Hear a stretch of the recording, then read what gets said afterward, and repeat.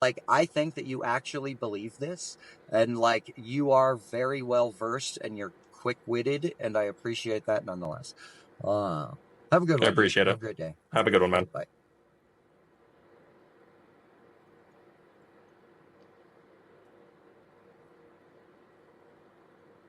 bye. We have Shill Mike Brigandy. Hey, man. You're fired. Mike? And no shit. The Earth's flat. Okay, sorry, man. Jeez. So do you think there's no curvature at all to the Earth? Zero?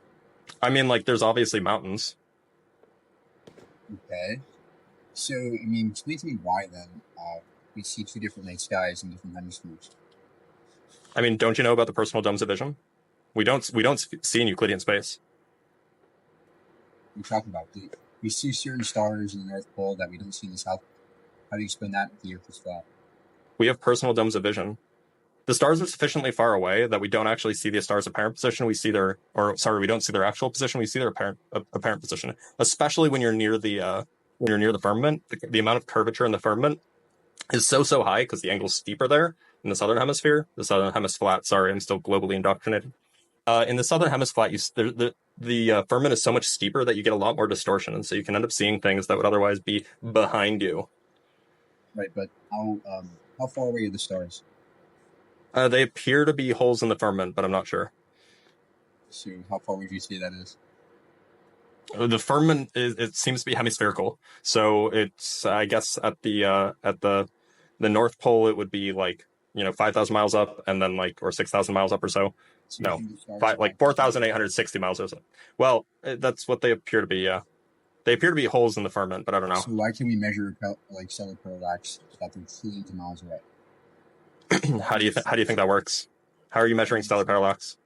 Simple geometry. Yeah. So what are the assumptions that go into measuring stellar parallax? Because you can't do it from just different places on the Earth. It's mathematics. You can do it just with your fingers and your. No, you can't. It requires an assumption about going around the sun, and if we're not actually going around the sun, then all of the mathematics for stellar parallax just falls out. No, you can do it with the moon, for example.